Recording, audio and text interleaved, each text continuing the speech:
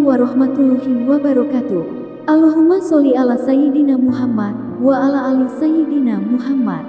Pemirsa yang dirahmati Allah, marilah kita simak ceramah dari Buya Syakur Yasin dengan tema makhluk rohani. Sebelumnya marilah kita perbanyak sholawat minimal 1000 kali sehari, agar hidup kita penuh barokah dan mendapatkan syafaat kelak. Jangan lupa berikan dukungan kepada channel kami dengan memberikan super thanks seikhlasnya. Marilah kita doakan semoga almarhum Buya Syakur Yasin diberi tempat terbaik di sisi Allah dan amal ibadahnya diterima. Amin ya robbal alamin. Sebetulnya kita ini tergolongnya benda kasar, fisik atau rohani. Sebetulnya kita ini rohani sebetulnya. Kita ini sebetulnya rohani. Kita ini bukan batu, bukan binatang, bukan pepohonan. Kita ini rohani. Hanya saja roh itu ditaruh di dalam jasad. Dan jasad itu menempati suatu ruangan yang terikat dengan waktu dan tempat. Iya kan? Jin juga sama, dia rohani juga menempati suatu jasad. Dan dia juga terikat dengan dimensi waktu dan tempat. Semua sama. Kalau jin ada di rumah saya, tidak mungkin jin itu ada juga di rumah Abdurrahman. Kalau malaikat ada di sini, ya tidak ada di Ka'bah. Masa semua itu terikat dengan waktu dan tempat serta ruangan. Hanya Allah sajalah yang tidak terikat dengan tempat itu. Ya, paham di sini? Nah, maksud saya bahwa kapan kita bisa terbebas supaya bisa menjadi rohani, ya tergantung bagaimana Anda, fisik Anda, apa tebal, apa tipis, apa kandel, rai badak, ya. Nah, ketika jasad itu semakin gemuk, semakin besar, semakin tebal, ya maka rohani kita semakin terbelenggu. Apakah kita merasakan rohani kita sulit untuk diuraikan? Tetapi yang jelas bahwa penghormatan, wibawa, kecantikan, jasa, keilmuan, semua prestasi yang kita peroleh itu adalah prestasi rohani. Allah sendiri telah menjelaskan berulang-ulang bahwa kamu itu tidak lebih dibuat dari air mani yang menjijikkan kok. Sembunyi wangur kayak baiklin kah? Iya kan? Ya. Nah, ketika rohani kamu nggak ada, ya nggak ada apa-apanya. Yang hidup itu adalah rohani. Kalau jasad mah hanya sebagai tempat menyimpan saja. Ya umpamanya kita merasakan kapan rohani kita itu kuat. Ketika jasad kita tindas. Ya, kalau jasadnya dimanja, ya rohaninya menjadi lemah.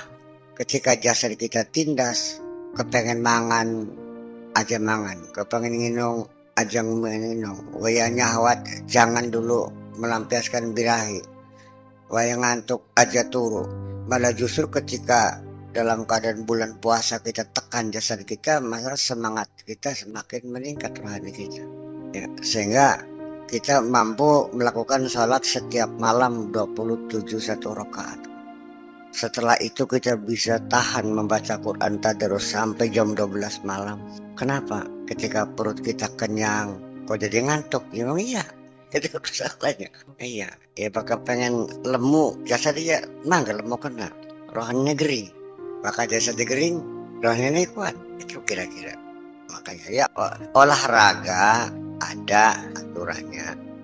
Apa senam, apa aerobik, apakah sepak bola, badminton, pingpong, takraw dan sebagainya, ya kan, dengan alat-alat olahraga, alat-alat senam yang mahal-mahal harganya itu adalah untuk mengolah raga supaya kuat. Jiwa juga supaya kuat harus diolah juga, namanya olah jiwa. Olah itu bahasa Arabnya riyadhah. Riyadhah itu adalah asalnya mah riyadhah itu olah jiwa. Untuk olahraga ada tambahan riyadhah jasadiyah, riyadhah badaniyah, atau riyadhah jismiyah. Kalau riyadhah saja itu artinya olah jiwa. Makanya dalam istilah sufi riyadhahnya ya jiwa, ya puasa, berzikir dan sebagainya. Wa bil jumlati man kana 'abdan lillahi ghaiban 'amma siwah lam yabqa lahu syai'un minal ghammi. Pada umumnya siapapun orangnya ketika dia menjadi hamba Allah akan hilang dari dirinya itu apapun selain Allah, dan tidak akan ada lagi tinggal sesuatu apapun berupa kesedihan. Orang yang menjadi hamba Allah itu tidak akan pernah sedih maksudnya. Jadi artinya bahwa tidak akan lagi rasa sedih bersemi di dalam hatinya. Dia selalu gembira dan selalu senang. Mengapa demikian? Ya karena dia selalu gembira menerima segala ketentuan Allah. Karena seseorang menjadi hamba Allah itu adalah one prestasi. Sekarang saya tanya deh, ketika orang menjadi ajudannya presiden, bangga nggak? Jadi juru masaknya presiden, dokter presiden, sekretarisnya presiden. Dengan jabatan manusia pun ketika kita menjadi pegawainya ada prestasi. Nah ketika seseorang itu menjadi hamba Allah, siapa Allah?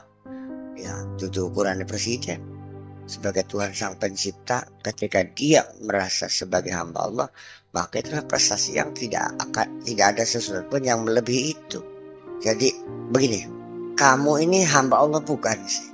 Lah iya, maksudnya hambanya Allah ini bahwa selama ini Anda ini pengabdianmu setiap hari untuk siapa? Siapa yang mempekerjakan kamu? Siapa majikan kamu? Siapa bos kamu?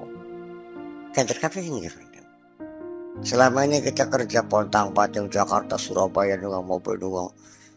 Jadi tukang beca, jadi supir taksi, jadi tukang masuk, tukang berang, macam-macam. Mereka bekerja untuk siapa itu semua?